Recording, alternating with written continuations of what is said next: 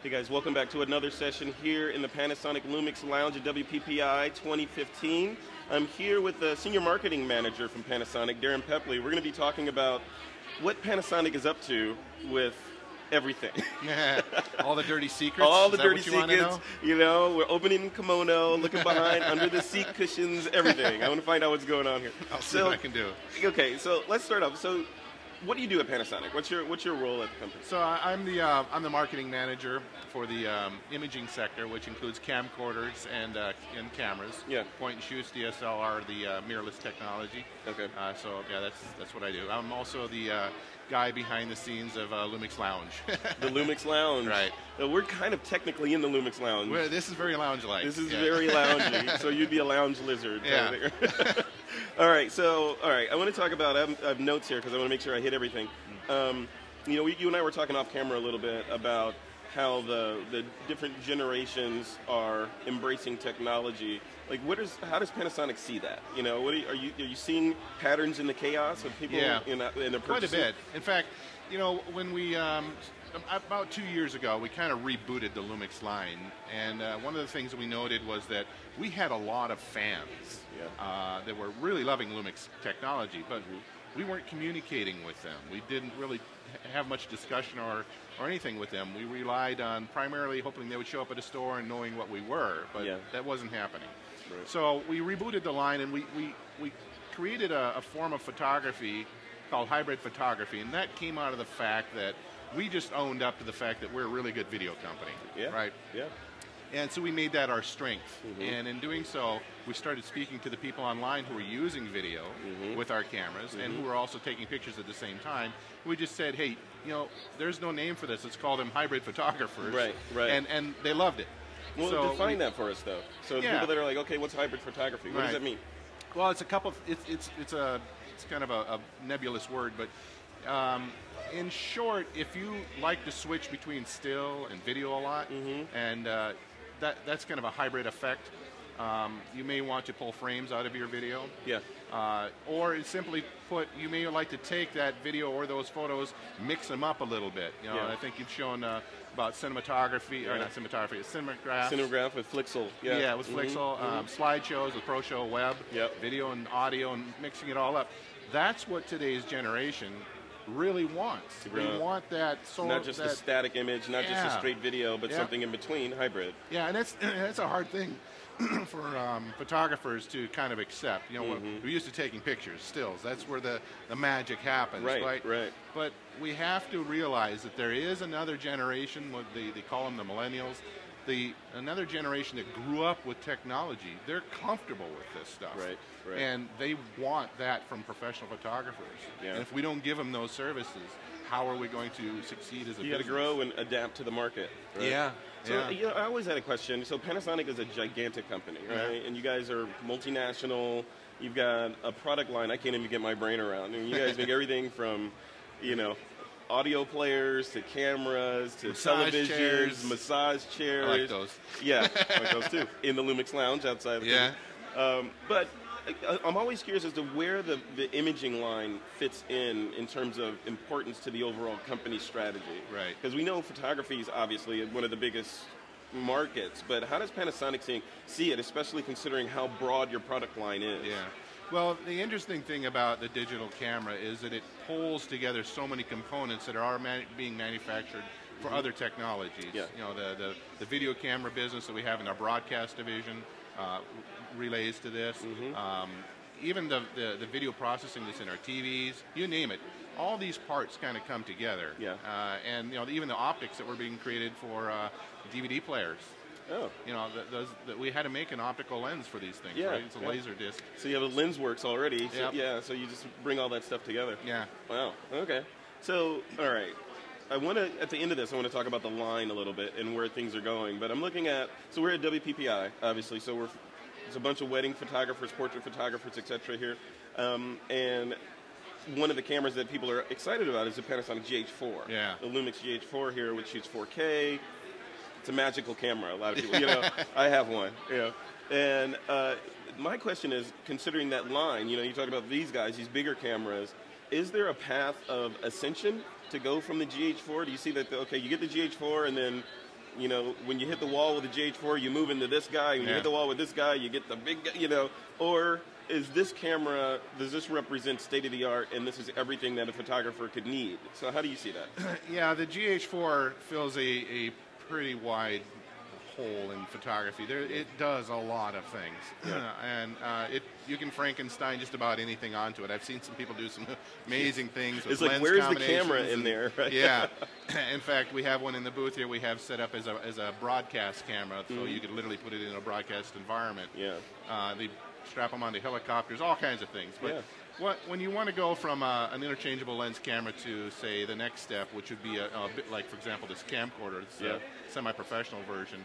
This is a 4K camcorder with a bit more processing power, 2 SD cards you can hold in there, a little better frame rate on the 4K capability, better audio components.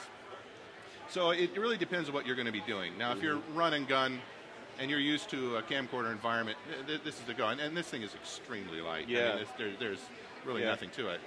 And what's the price difference of these two, between this guy and this guy? Yeah, this is about $3,000, and this is with the lens that you see on here now is about $2,000, $2,500, somewhere in that range. Wow. So they're not that far off. Yeah. It really comes down to what you need to do. The best tool for the job. You know, in fact, we have point of view wearable tough camera. Yeah, tell me about this one. Yeah. This is a camcorder that you would wear. You know, like, it's called a point of view because where you would wear it would be right next to your eyes. Yeah. And the processor is in here. So one of them we have is a 4K version. This is a 2K version, but the 4K version has an LCD in there, so you can see what you're recording. Okay. Yeah. Unlike a lot of the camcorder world that shoots tough. Yeah. Like the action cams. Yeah, you got to wait till you're done and hope you got the shot. Right. Or tether it or something. Yeah.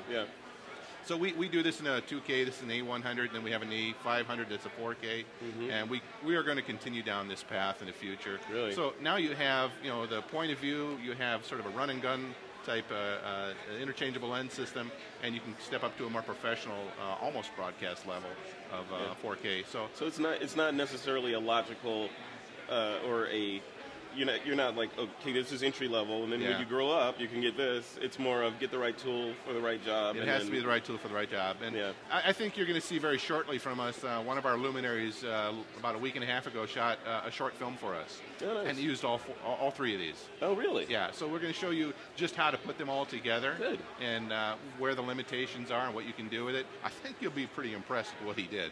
Yeah. I'm going to put you on the hot seat here. Uh-oh. Right. So I'm guessing that you probably have access to get whatever camera you want from the line to take it and, take pictures of your family and that kind of thing. Which camera do you reach for when you leave the house? When I leave the house, I'm more of a street photographer type person. Landscapes. I enjoy the LX100, which we don't have up here. That's my favorite of all of them. The LX series for Panasonic, it's a cult classic. Yeah. And we stepped it up quite a bit this year by putting a micro four thirds sensor in it. Yeah. Yeah. And allowing it to shoot 4K. 4K, yeah. But you know the beautiful thing about that product, when we built the 4K for this camera, and we later did a firmware update for it, was there were people saying, hey, I can record 4K and I can frame grab one of those frames at 30 frames a second, and I've always got the shot. Yep. I don't even press the shutter button anymore. It's obsolete. Yeah. It's a bit of a lightning rod. Yeah. So we updated the firmware in the GH4 so that you could play back the video and pause and record the still save photo. Off a JPEG from there. Yeah. So that was interesting to us, and that's another form of hybrid photography right there, right? So suddenly photographers don't have to think about 4K as that dirty word video. Right. They can think of it as photography in and of itself. Yeah. And I know you took some pretty cool pictures recently. I did. I did some shots. I was at the White House. In the White House, yeah. I did some shots with my LX100, some 4K video, actually, of Marine One landing. Yeah. And, I didn't think it was going to work, but, it was a bunch of people there, so I'm holding it up. I'm tall, so I was getting the over-the-crowd shot, holding up for 5 minutes. Your hands above your head for 5 minutes while this thing comes in past the Washington Monument. I got it landing, the president exiting and all that. And meanwhile, this is from within the White House through bulletproof glass, right? Yeah. So 4K, handheld above my head through bulletproof glass. I looked at it later with no stabilization or anything on it, and I looked at it in Final Cut Pro 10. It's beautiful. Yeah. It's beautiful. It changes photography, doesn't it? Kind of to what we always try to point out with Lumix. we are constantly, as a company, going to try to change how photography is done. We've accepted the fact that we're not the traditional SLR companies, right? Yeah. We are a company that tries to think ahead, one step ahead of what's going to change in photography. Yeah. And I'm not talking about a simple mode or moving a button around or more resolution. That's been done. Right. Right? So what we want to do is figure out what we can do with the latest technology. How can we put more intelligence in the product to change the way a photographer does his photography, and hopefully give him, a professional photographer anyway, ability to earn more income and to get the job. Yeah. That's the key. I've heard from so many photographers who were scared of video, even when it was just standard HD, and they got a 4K camera and they tried a little bit and they got the job. Yes. The other guy didn't down the street, and I think that's wonderful. Yeah. It keeps us going. Yeah. Yeah, so speaking of that, so we've been at several trade shows together, you know, and I see patterns in the chaos here, you know, and the temperature, maybe early last year, the argument, or the year before, was DSLR or mirrors versus mirrorless, you know, was that, are things going to mirrorless and all that? In this show, 2015, you know, it seems like a foregone conclusion now, you know, that, okay, yeah, that's the next wave, but yet there are still manufacturers that are making mirrored cameras. Right. How does Panasonic see that space? Do you like, what I imagine as an outsider, I see Panasonic like, yeah, let's hope those guys don't get it, you know, so that we can continue widening our lead. Yeah. Now, how do you guys see it? We look at it like this. Okay, we build modern cars today. They're really great. They have all the electronics, and they're very fuel efficient. Why would you put a Model T engine in it? I wouldn't. Right, so we're not looking into the past to take the architecture of photography and keep it going as is. We want to change the architecture simply by removing the mirror box and making it live view, basically. Yeah, yeah. We shrunk the distance on the flange back, so the camera became smaller. Yeah. We would make the lens significantly smaller. And I see lighter. a lot of people carrying around those big, heavy DSLRs around here. Yeah. And I used to have one. I was one of those guys. My hand has cramped up. I probably have carpal tunnel from that. I still have knots in my back from that, And this is so much lighter. I mean, it's just, it doesn't weigh anything. Yes. So much that you can put it on one of those big chopper, you know, drone things. And fly them around, and that's changing photography too. Is there a perception that because this is smaller than a DSLR, you know, the sensor, the size of the camera, the lenses, the equivalent focal length lenses for these bodies is, you know, a percentage of what they are on the larger cameras? Do you see a perception of it not being as good quality-wise? Because how can it be? How can I make these awesome prints? It doesn't make sense, if it's that? Yeah. Yeah, well, when we first started down this path, that was a big gripe that we had by professionals. I can't walk into my client with your small camera, I'll get fired. Yeah. I have to have this big. And so there were some photographers actually strapping on extra hardware to their Lumixes. They were, back then it was GH2s. Yeah. Just to make it look big and bad, right? Yeah. And to walk into a job. And none of it functioned. But we understood that, and what we have found out is that the new customer, being the millennial, a younger person, maybe even getting married today, they don't care. They grew up with this technology. Yeah. So when they see it, I know what you're doing. And they're growing up and I know what I'm going to get with it. Oh, their cell phone's good enough to them, right? Right. Yeah. So they don't think about sensor size. They think about the end result. We kind of get wrapped around the axle when we think, well, it's got to be an APS, it's got to be a full frame, it's got to have that background defocus effect, it's gotta. Yeah. And in the end, you as a photographer need to make the creative decision of what you need. Yep. We still use medium format cameras. They never went away. Yeah. Right? So it's a tool. It's a tool. Right. Yeah. And what we're trying to communicate to photographers today is that this world of hybrid photography is here. Like it or not, you cannot walk into your client and say, I don't shoot video. Right. You're going to have to shoot some video. Yeah. Yeah. So it's the reality. It's becoming more and more true every single day. Yeah. You know, I hear that. So speaking of video, 4K, right? So we talked about 4K a little bit. Again, I have no inside information about what's coming or what you guys are building, but from reading the tea leaves and looking at what has been released over the past several months, I'm seeing 4K show up in places. In the GH4, obviously, I see it in my LX100. It's in there. It's in your FZ1000. Yep. is this a foregone conclusion for all of the new Panasonic SLR bodies that are coming out? Yeah, and even some of the point and shoots, I think, in the near future. By 2016, I think you'll see 4K work its way down. Nice. I think that's pretty much what's going to happen. The question, I think, what you're looking for is what comes on the higher level. Yes. Yeah. Yeah. Yeah. So you've already seen at the CES show, showing off these 8K TV displays and stuff that very forward thinking. And many people today say, why do I need 4K? I don't even have 4K TV just yet. Why do I need it now? It's not about the video. It's really about what you can do in the social world space. Yeah. YouTube right now, you can upload a 4K video to it and view it at any resolution you want. Yeah. So it automatically you can play it back, but you're playing it back on a display that can't handle 4K unless you have one of the new iMacs, right? Correct. So, yep. Yeah. So, but yeah, you're absolutely right. And what we talk about all the time when I talk about 4K is and I think it was in one of the previous interviews we did here, was your future proofing. Yeah. You know, what you don't want is your great grandkids to say, why did great granddad shoot this in 1080? You know, it's so much better if he at least shot it in 4K. We have 12K now. Yeah. If he had shot it in 4K. Know, I was playing back some videos recently of my 13-year-old son on a TV. We have it all wired together, and I was playing back. I want to say it was VGA level quality video in 10 frames a second. You know, from when he was a kid, like, and he was like, "Oh, this stuff is terrible," you know.